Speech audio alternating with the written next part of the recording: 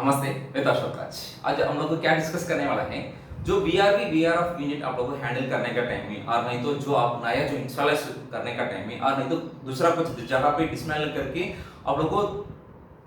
दूसरा जगह पे आप लोग को जो लगाने के टाइम में ये तो फेस किया होगा, ये टेम्परेचर इशू को फेस किया होगा। मैं तो ऐसा जो फेस किया, जो हम लोग को कैसे जो एड्रेस किया बोल के मैं आज हम लोग को हमारा जो एक्सपीरियंस को आप लोग को जो बोलने वाला है। ठीक है, जो वीआरआर जो लगाने का टाइम है, हम लोग को जो इंडोर यूनिट जो कुछ इंडोर है सब कुछ इंडोर को जो लगा दिया, जो आउटडोर जो है जो आउटडोर भी लगा दिया। फिर लगाने के बाद जो किधर किधर जो केबल ट्रे करना है, जो किधर किधर का हार्ड रन पाइप जो लगाना है, कॉपर पाइप जो लगाना है पूरा लगा दिया। किधर किधर रफनेट जो चाहिए सब कुछ लगा दिया। फिर बराबर हम लोग को ब्रेसिंग किया है, जो उसका ऊपर पे क्या है नाइट्रोल रबर भी लगा दिया। फिर बाद में आप लोग को एज पर द प्रोसीजर हम लोग को क्या करेगा, N2 टेस्ट में लीक टेस्ट जो करेगा, लीक टेस्ट सक्सेसफुल होने के बाद आप लोग को वैक्यूम पंप लगा के वैक्यूम कर देगा। वो लिमिट 600 ppm का सॉरी 600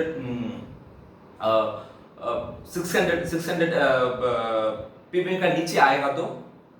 ppm और ps है 600 माइक्रोन, सॉरी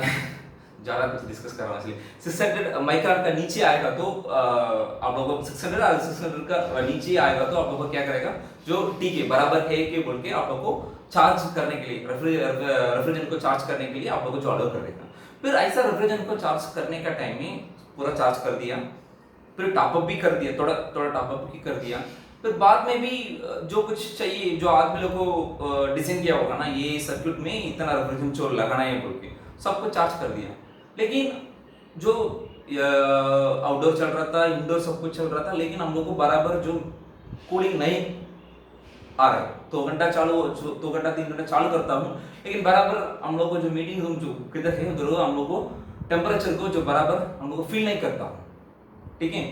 फिर बाद में हम लोग को सोचा है जो कुछ इंडोर में कुछ प्रॉब्लम होगा, नहीं तो रेफ्रिजरेंट बराबर उसमें आ रहा है कि नहीं आ रहा है, मतलब फिर आउटडोर कुछ बराबर चल रहा है कि नहीं चल रहा, सब कुछ है, सब कुछ बराबर है। ठीक है, उधर में क्या है कूलिंग फील कर सकता है, लेकिन जो उतना जो रूम बराबर जो कूलिंग नहीं हो रहा है, जो उसमें कूलिंग का हवा आ जाता है, लेकिन रूम बराबर जो कूल नहीं हो रहा है। मैं आप लोगों को जो आदमी लोग को जो फिर सोचा है, आप लोग को बराबर जो डिजाइन किया, हीट लोड को कैलकुलेट करके डिजाइन किया, जो हम लोग को बराबर हीट लोड को कैलकुलेट करके वो कितना टीआर जो इंडोर को चाहिए बोल के हम लोग डिजाइन किया। लेकिन फिर उसको वो डॉक्यूमेंट को फिर हम लोग को जो रिव्यू करता हूँ वो बराबर है, लेकिन जो हम लोग को मीटअप नहीं होता है। फिर बाद में जो हम लोग को वो यूनिट को बुला के क्या है प्रॉब्लम है बोल के चेक करने के टाइम में हम लोग को जो पता हुआ, जो हम लोग को क्या है 3 टीआर का जो इंडोर यूनिट जो लगाना है, उधर में 3 टीआर का जो इंडोर यूनिट लगा दिया, लेकिन उसका कैपेसिटी को जो आदमी लोग को एडजस्ट कर दिया है। मतलब 1 टीआर तक 1 टीआर का जो इंडोर यूनिट को ऐसे काम करेगा, ऐसे जो काम चल रहा था उस टाइम पे, समझ गया ना, वो कैसे वो एडजस्ट करता है। उसी का जो वीआरआर यूनिट में जो एक्सपेंशन वाल्व जो इंडोर में रहते हैं, आपको जो पता है, वो एक्सपेंशन वाल्व का जो वाल्व पोजीशन जो कैसे कंट्रोल करता है, वो डिप स्विच से जो कंट्रोल कर देता है। ठीक है, वो डिप स्विच क्या है, एक मॉडल के लिए कोई जो आदमी जो मैन्युफैक्चर रख देता है, एक इंडोर यूनिट मतलब 0.5 से 3 टीआर तक ये इंडोर को एडजस्ट कर सकता है बोल के जो डिजाइन कर देता है। ठीक है, ऐसा वो जो इनबिल्ट में डिफॉल्ट में जो लगाने का टाइम में जो आने का टाइम में वो लोग को क्या कर दिया, उसी का 1 टीआर कैसे जो काम करेगा, 1 टीआर का जो कितना जो रेफ्रिजरेंट फ्लो रेफ्रिजरेंट को जो अलाउ करना है, उसी से डिप स्विच से कंट्रोल करके जो रखा था। ठीक है, डिप स्विच आपको पता है जो कैसे रहेगा बोल के, वो डिप स्विच को 1 टीआर का कितना जो रेफ्रिजरेंट चाहिए ऐसा जो ओपन करके रखा था। इसलिए बराबर जो रेफ्रिजरेंट फ्लो रहने से भी 1 टीआर का कितना जो रेफ्रिजरेंट फ्लो चाहिए वही जो अलाउ किया वो यूनिट और एक्सपेंशन वाल्व। ठीक है, फिर बाद में हम लोग को क्या किया, हम लोग को 3 टीआर का जो उसका जो ड्राइंग देके कैसे जो डिप स्विच का किधर किधर वो बटन को जो ऊपर करना है बोल के हम लोग को जो कर दिया। करने के बाद एक आधा घंटा में पूरा हम लोग को कूलिंग बराबर आ गया। मतलब इस ये चीज से आप लोगों को इजीली क्या पता हो रहा है, जो एक्सपेंशन वाल्व